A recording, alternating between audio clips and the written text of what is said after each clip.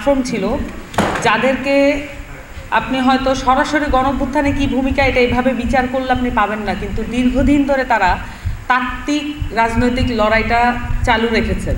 এবং এই প্ল্যাটফর্মগুলোর যারা স্বত্বাধিকারী, যারা এই প্ল্যাটফর্মগুলোতে জড়িত আছেন, তারা অনেকেই মাঠে সক্রিয়ভাবে অংশগ্রহণকারী ছিলেন এবং তাদের মধ্যে অনেকে শহীদও হয়েছেন, কেউ কেউ আছেন এমন। তো তাদের প্রতি শ্রদ্ধা রাখা, তাদের প্রতি আমার একদম হার্টফেল গ্র্যাটিটিউড রাখাটা, কৃতজ্ঞতা রেখে আমি একটু শুরু করতে চাই। আমি নিজেও এরকম একটা প্ল্যাটফর্মের সাথে যুক্ত ছিলাম, এখনও আছি। সেই প্ল্যাটফর্মটার নাম হচ্ছে রাষ্ট্রচিন্তা। আমরা এখন দেখি যে অনেক বড় বড় রাজনৈতিক দল তারা নিজেদেরকে দাবি করেন রাষ্ট্র সংস্কারের রূপরেখা তারা প্রণয়ন করেছেন। রাষ্ট্র সংস্কার যে একটা অ্যাচিভ করার মতো বিষয়, এটা তারাই প্রথম বলেছেন, এরকম দাবি করার চেষ্টা করেন। কিন্তু আসলে 2012, 11 বা 13 সাল থেকে আসলে যে ক্রমাগত চেষ্টার মধ্য দিয়ে বাংলাদেশের রাষ্ট্র সংস্কারের আলাপটাকে জনপ্রিয় করা, রাষ্ট্র সংস্কার যে মৌলিক একটা গুণগত পরিবর্তনের জায়গায় বাংলাদেশকে না নিলে যে আসলে গণতান্ত্রিক উত্তরায়ণ সম্ভব নয়, এই বিষয়টা করার জন্য কিন্তু এই ছোট ছোট অনেকগুলো প্ল্যাটফর্ম, অনেক ক্ষেত্রে ছোট ছোট রাজনৈতিক দল যাদেরকে আপনারা হয়তো মোটা লেন্সে হয়তো দেখতে পাবেন না, কিন্তু সূক্ষ্ম লেন্সে তাদের ভূমিকাই সবচেয়ে বেশি। এবং এই যে বড় বড় রাজনৈতিক দল, তাদের যে একটা নির্দিষ্ট এবং কঠোর বলয় আছে, এই বলয়ের মধ্যে ধীরে ধীরে পেনিট্রেট করে এই রাষ্ট্র সংস্কারের আইডিয়াগুলো ইনপুট দেওয়া, এটা কিন্তু করেছে ছোট রাজনৈতিক দলগুলো।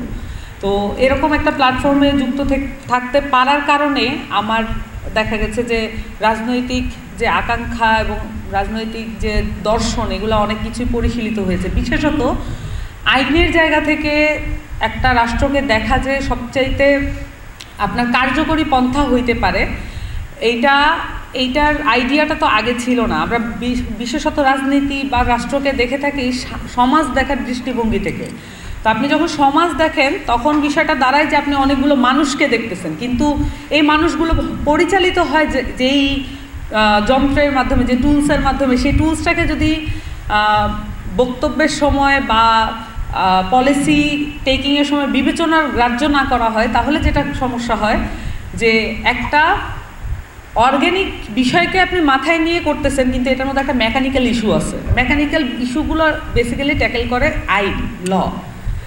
এখন আবার আইনের জায়গা থেকে আপনি যদি টোটালটা দেখতে চান, তাহলে হচ্ছে মানবিকতা, গণতান্ত্রিক যে মূল্যবোধ এবং ঐতিহ্য এবং সামাজিক মূল্যবোধ, ধর্মীয় মূল্যবোধ, এই জায়গাগুলোকে আসলে আইন কতটুকু ট্যাকেল করতে পারে, এগুলোও কিন্তু আমাদেরকে এখন বোঝার সময় এসছে।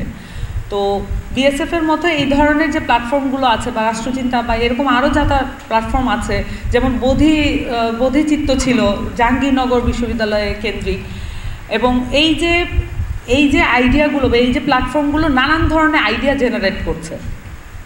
এখন এই আইডিয়াগুলোকে আমরা কিভাবে রাজনৈতিক দল হিসাবে ইনকর্পোরেট করতে পারি, এইটা কিন্তু রাজনৈতিক দলগুলোর একটা কাজ। আমরা এটাও দেখতে পাচ্ছি যে বড় রাজনৈতিক দলগুলোতে ইদানিং আমি দেখতে পাচ্ছি যে একটা নতুন প্রবণতা, এবং এটা খুব অ্যাপ্রিসিয়েট করার মতো। তারা নিজেদের মানে যারা শুধুমাত্র তাত্ত্বিক রাজনীতি করেন তাদেরকে সরিয়ে রাখার একটা প্যাটার্ন কিন্তু বাংলাদেশের রাজনৈতিক দলগুলোর ছিল। কিন্তু আমি এখন দেখতে পাচ্ছি যে বিশেষত তাত্ত্বিক রাজনীতি করেও যে আসলে মাঠের রাজনীতি করা যায় বা তাদেরকে আসলে রাজনৈতিক দলগুলো যথাযথ গুরুত্ব দিতে পারে, এরকম একটা জায়গা কিন্তু এখন তৈরি হচ্ছে। এইটা